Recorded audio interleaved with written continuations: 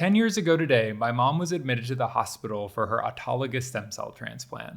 Room 7440 became her home for the foreseeable future. For those who have never been hospitalized or who have never visited someone who's been hospitalized, I thought it'd be helpful to provide a visual of what my mom's room looked like, along with the room that I stayed in during my stem cell transplant. My first impression of this space was that it was really nice. The rooms that my mom had stayed in during her inpatient treatments prior to this moment were really intended to be stayed in for at most a week. They were pretty bare bones, traditional hospital rooms. They were private, they weren't shared in any way, which was a nice luxury, but this was very much a suite, and you could tell it was intentionally designed to be stayed in for a longer period of time. There was more storage. There was that recliner in the corner that was actually ergonomic. There was a couch that could convert into a bed, which wasn't very comfortable in either form because the couch had a really low back and the bed was super small. For a person who's 6'4", it wasn't the ideal length to fit me, nor anyone else probably above 5'10". As Judy mentioned in the passage, there were 2 windows that overlooked what was called a healing garden. We were on the 7th floor, so we had a good vantage point of it. There was a lot of natural light that came into the room, which was nice. This picture doesn't really capture the television particularly well, but what you should know is that it was pretty small and it was mounted abnormally high. So the sightline wasn't good for the patient in the bed, nor was it good for the people who would sit on the couch or in the recliner. And that seems to be pretty status quo because that's exactly how it was in my room when I went through my stem cell transplant. The other feature that's not depicted particularly well in this image is the fact that there is a tray table, which is currently beside the bed, that could be repositioned in any way or in any place in the room. And it was adaptable, so you could raise or lower it. What I found in the case of my mom and myself was that it never raised or lowered to the right height. It was always a little too high or a little too low for whatever you were trying to do with it. But it was really handy to store your phone or anything else that you use regularly, so you didn't have to trek across a room if you needed something. Bathrooms in hospitals are never great. They never have enough counter space. This one was particularly weird because the shower space wasn't defined by any type of raised perimeter or a basin that, pools water and goes down to the drain. It was just the flush tile across the entire bathroom. And the curtain came down to like shin height, which was really strange since that wasn't creating a barrier for the water from going everywhere either.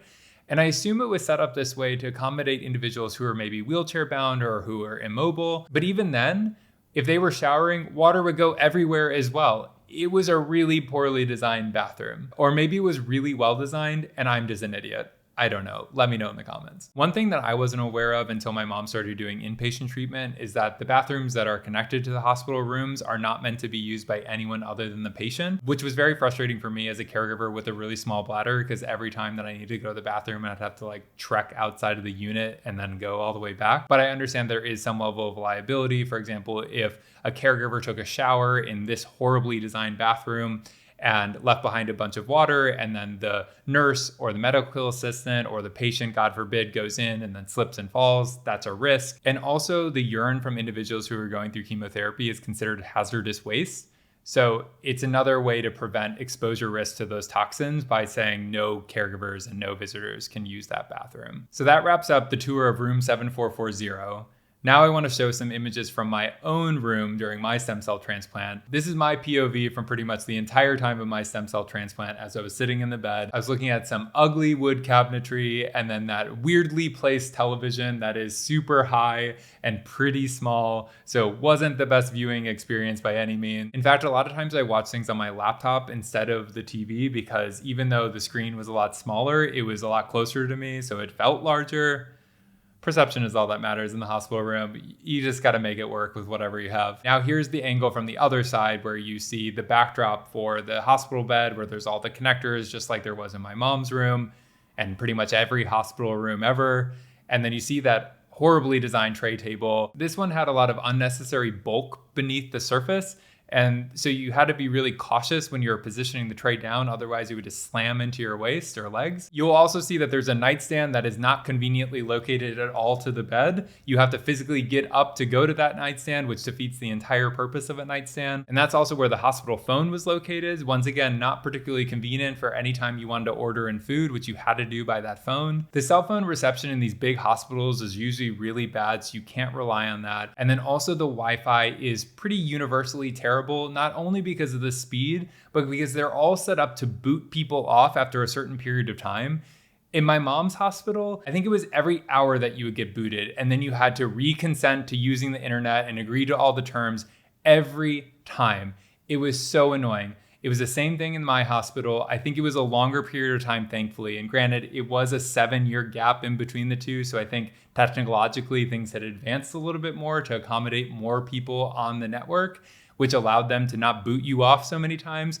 But absolutely annoying. Like my mom, I had good natural light coming into the space, thankfully. Even though it was recessed, as you can see, it still let in a lot of light because there was no buildings obstructing it from the other side. My view was actually kind of nice, at least for me, because it overlooked one of the entryways and it was a good people watching moment. So I just go chill on that couch, which, like the other couch, could convert into a bed. But because I was living in pandemic times, I never had anyone stay over with me. What I didn't highlight in the image from my mom's room, but you can see in this image, is that there is a privacy curtain track that blocks off that section of the room. And then there is actually one that blocks off from the entryway so that if someone walked in from the unit, you could actually block anyone who's passing by in the hallway from seeing the patient in the hospital bed. While this bathroom was a little bit more normal and definitely better designed than the one that my mom had, it was still pretty annoying because there was no counter space. You get a little sliver underneath the mirror, and then you have the little spaces beside the handles on the sink. Beyond that, you could position the larger items on the handrails beside the sink,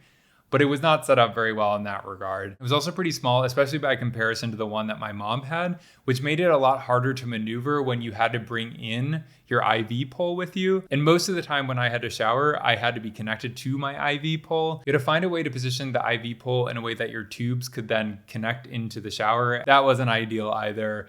In that way, I kind of longed for the weirdly designed version that my mom had. So that concludes the grand tour of the accommodations that my mom and I had during our stem cell transplants. It was definitively the worst home tour possible, but I do hope it was informative in some way. In the video I'll be releasing tomorrow, July 17th, I'll be talking about sleeping in the hospital as both a caregiver and as a patient. So hit subscribe, leave any questions in the comments, and I will see you then.